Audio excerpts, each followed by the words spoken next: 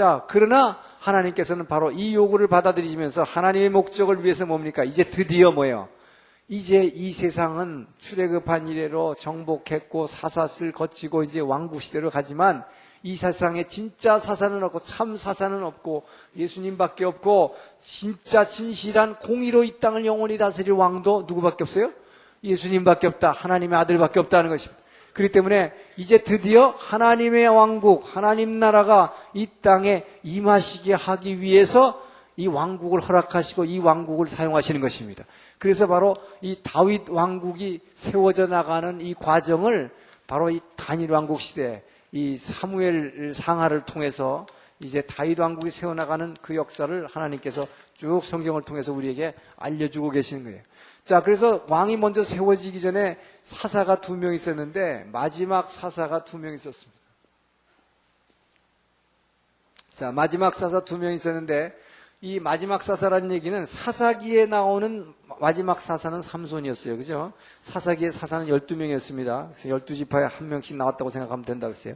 그러고 나서 이제 왕정으로 넘어가기 전에 그러나 사사 2명이 더 있는데 이게 사무엘상에 나오는 2명의 사사이다.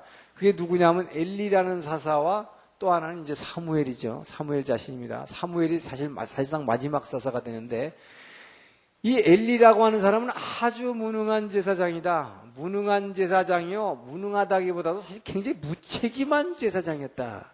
이게 뭐냐면 사사기 시대의 말기의 모습을 나타내주는 아주 대표적인 사람이었다. 그러니까 이 사람의 모습을 보면 사사시대가 정말 얼마나 개판이었다는 걸 갖다가 이 사람을 통해서 알 수 있는 것입니다.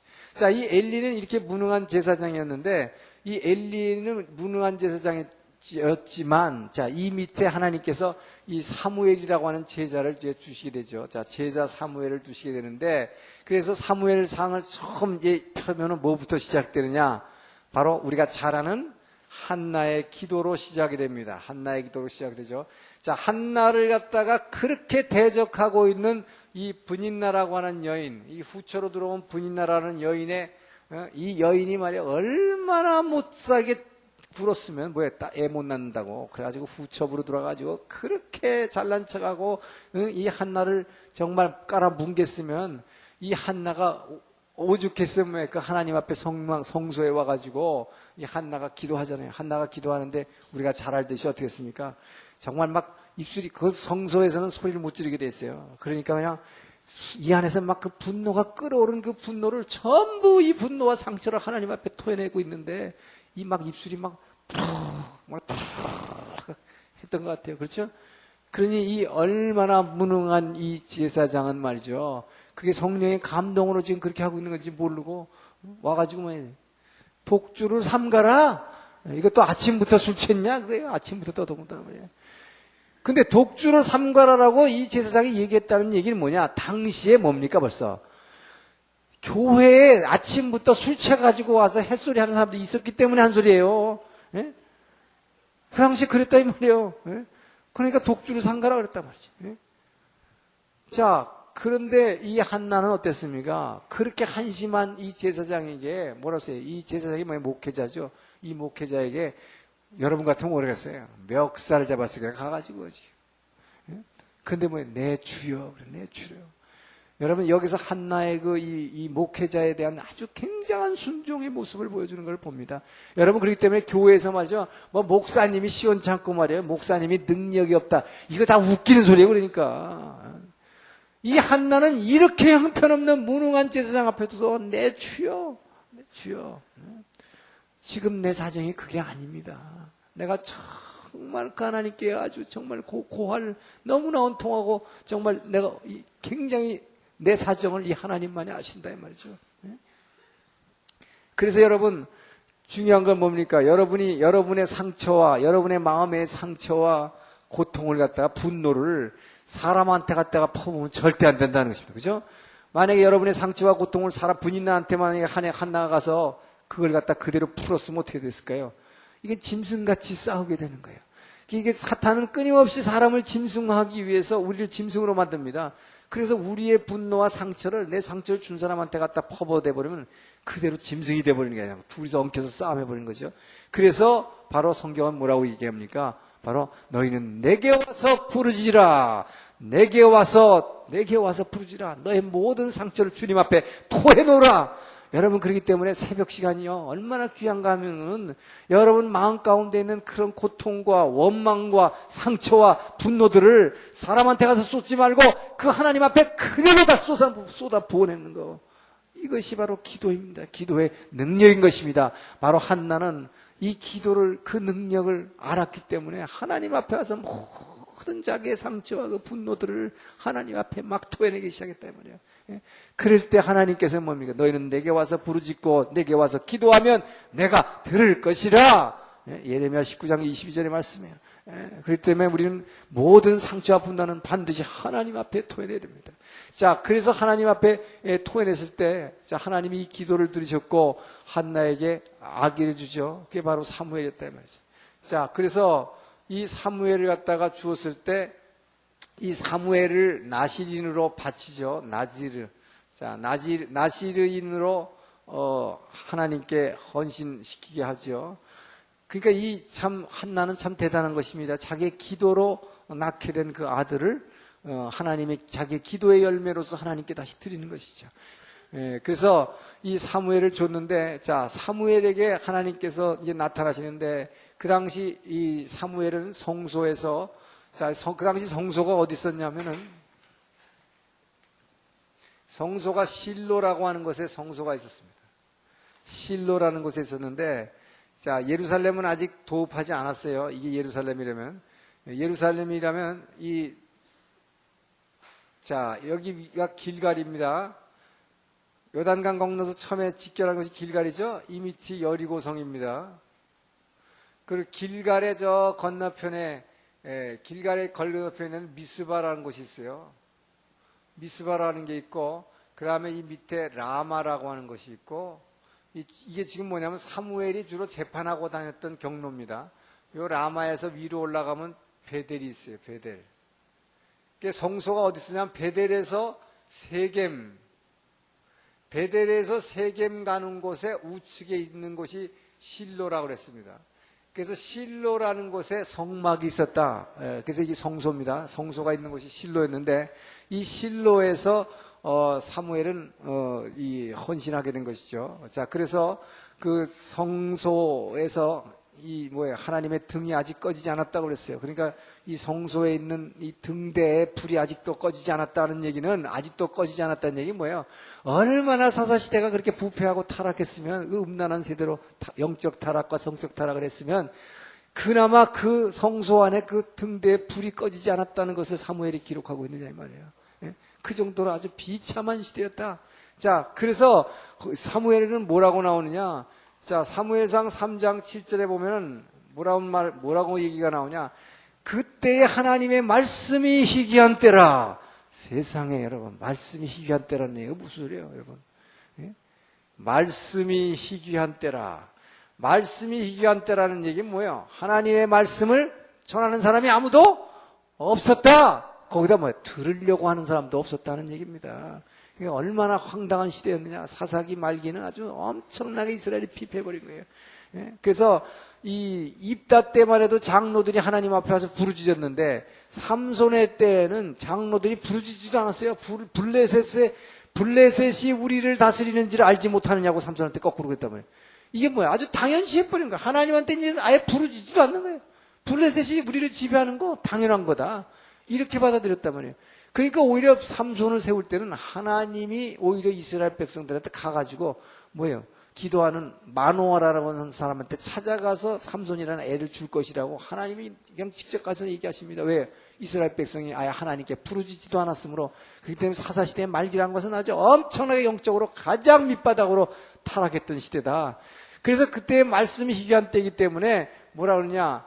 그때 여호와께서 사무엘에게, 그때 여호와께서 사무엘에게 아직 자기를 나타내시지 않으셨고, 하나님의 말씀도,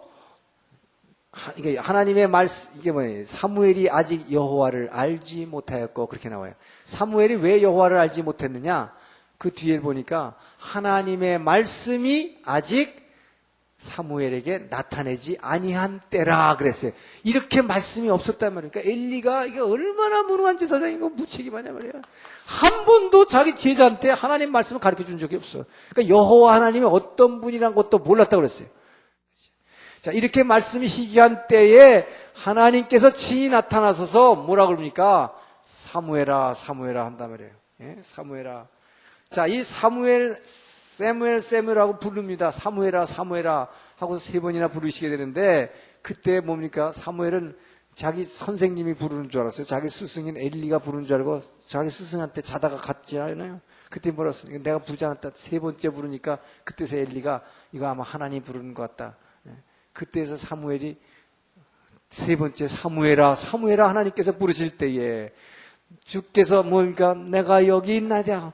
주여 말씀하소서 내가 듣겠나이다. 이 고백을 하게 되잖아요. 여러분, 이게 뭐 목사님도 설교할 때 많이 하지만, 주여 말씀하소서 내가 듣겠나이다. 라고 사무엘이 나옵니다. 여러분, 왜 그러면 하나님께서 사무엘에게 이렇게 친히 말씀을 해주셨겠는가 하는 것입니까?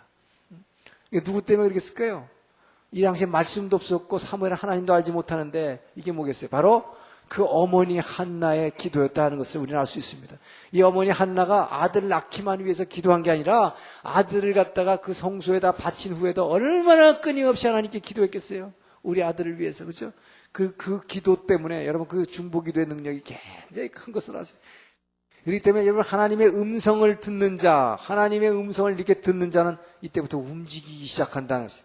하나님 음성 듣는 자는 움직인다는 것입니다. 그렇기 때문에 이제 사무엘이 아주 위대한 사사가 되는 거예요. 위대한 사사요 제사장이 되는 게 바로 이제 다윗 왕국을 세워주기 위한 그 완전한 징검다리 역할을 아주 분명하게 사무엘이 하게 되지요.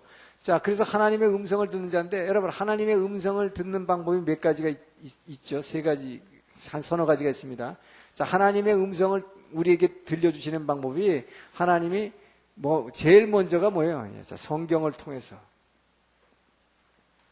여러분, 하나님은 여러분 하나님의 음성 듣기를 원하는데, 하나님의 음성 들으는 제일 첩경이 여러분이 말씀을 늘 묵상하고 말씀 보고 있으면, 그러면 하나님의 음성 듣게 돼 있어요. 그러니까 말씀을 통해서 우리에게 그 말씀을 읽을 때 아주 이 안에 진한 깊은 감동과 함께 내게 말이야. 이것이 정말 내게 말씀하시는 주님의 음성으로 들리는 경우가 많이 있다 말이죠. 그것뿐만이 아니라 말씀을 많이 읽는 사람들에게 또 기도하는 사람들에게 뭡니까? 직접 말씀하시는 거죠. 이 직접 말씀하시는 것, 직접 말씀하시는 것은 주로 이 성령의 인도하심을 받아서 기도하는 사람들에게 제일 많이 나타나죠. 그래서 이게 이제 방언 기도하는 시. 방언 기도할 때 주님께서 말씀하시는 게 제일 직접적이에요. 그러니까 여러분이 직접적으로 주님의 음성을 정말 듣고 싶다면 방언 기도하면 이건 분명히 듣게 돼 있어요. 근데 방언 기도를 하되 통변의 은사를 받아야 돼. 그냥 무슨 말인지 모르고 괜히 했을 때는 잘 안 들립니다. 그러나 이제 자기 방언을 자기가 통변하기 시작할 때 내가 말로 영의 통로를 열어드렸더니 그 통로에 저쪽에 계신 내가 말하는 게 들리면서 저쪽에서 얘기하시는 분의 그 음성도 같이 들리는 거예요. 그렇기 때문에 이 통변의 은사를 받았을 때 주님의 음성을 들을 수 있습니다. 그래서 통변의 은사를 달라고 강구해야 한다라고 사도 바울은 얘기하고 있어요. 자, 그럴 때에 직접 말씀하시는데 꼭 방언기도 안 하더라도 뭡니까? 늘 이 말씀 묵상하는 사람, 이 말씀을 묵상하는 자에게는 직접 말씀하십니다. 그럼 늘 말씀을 가지고 있으면 이 말씀이라는 것이 늘 묵상한다는 얘기가 뭐냐? 말씀을 입으로 늘 이렇게 중얼중얼 이렇게 하고 있으면 뭐예요?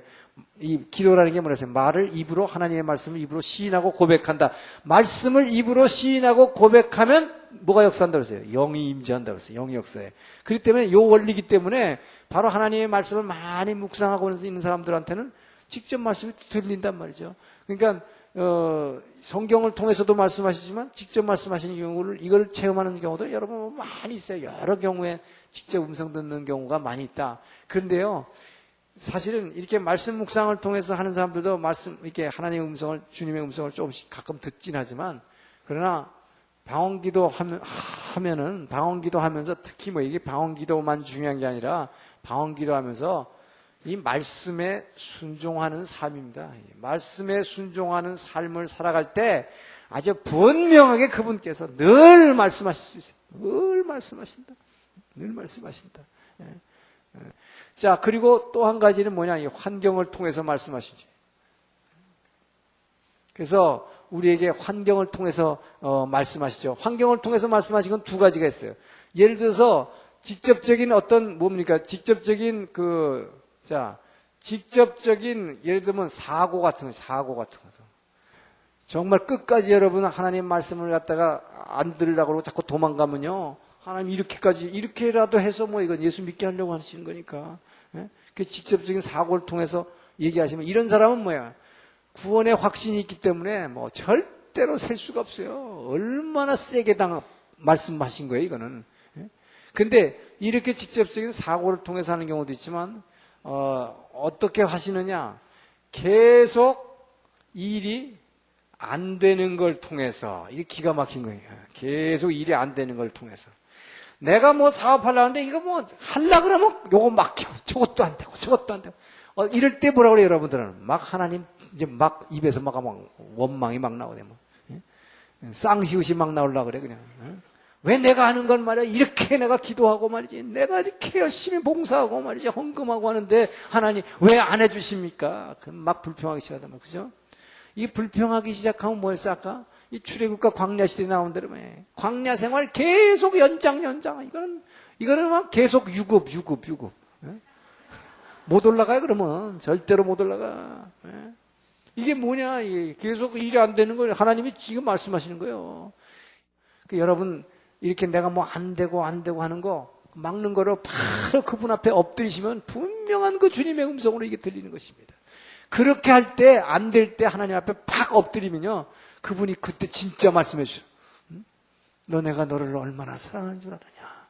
너 지금 그냥 그대로 잘 나가면 뭐예요? 너 나 버린단 말이야. 너 나 금방 잊어버리게 돼 있어. 그래서 내가 너하고 함께 있게 하기 위해서 너에게 이렇게 어려운 걸 내가 자꾸 막고 있단다. 그 주님께서 분명한 음성으로 여러분에게 말씀을 해 주실 것입니다.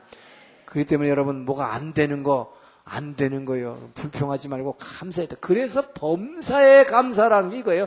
어떤 일이 생기든지 감사해야 될 이유는 바로 여기 있는 것입니다. 그렇기 때문에 모든 일에 항상 기뻐하라고 한 게 그거예요.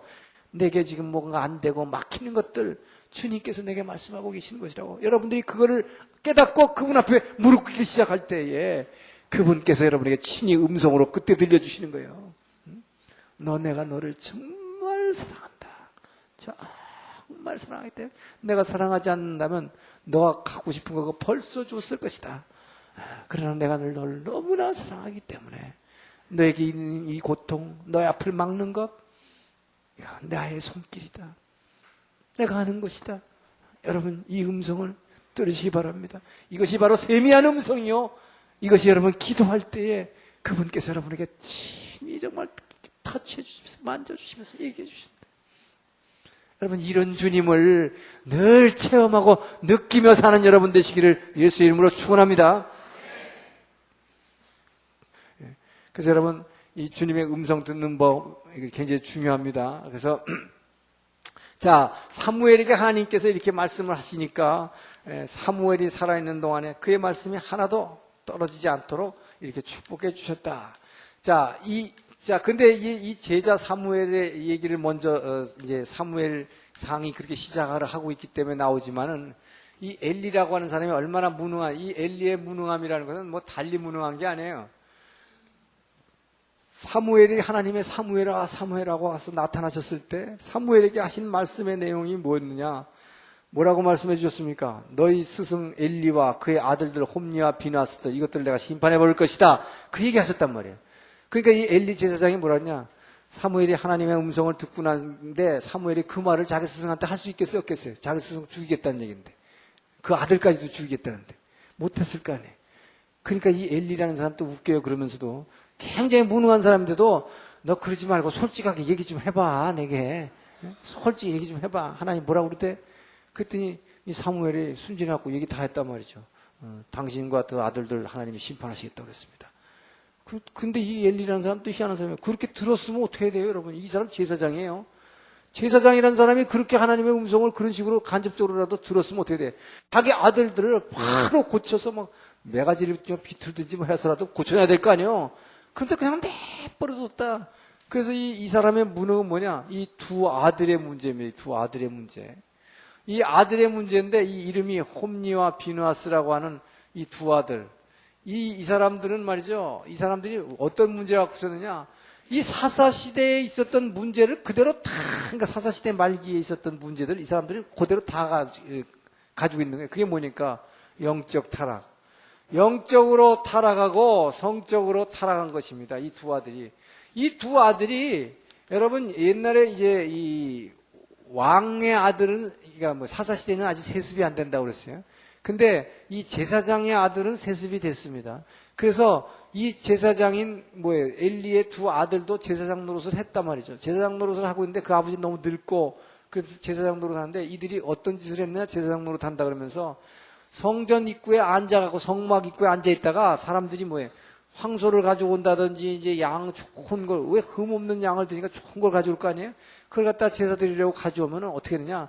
제사도 드리기 전에 여기서 제일 좋은 몸은 허벅지 떼어서 이거 나한테 먼저 바쳐! 이렇게 한 거예요. 세상에 하나님한테 제사도 드리기 전에 말이야. 먼저 나한테 바치라는 거예요. 문간에 앉아가지고 이 짓 하니까 사람들이 얼마나 항의하겠어요.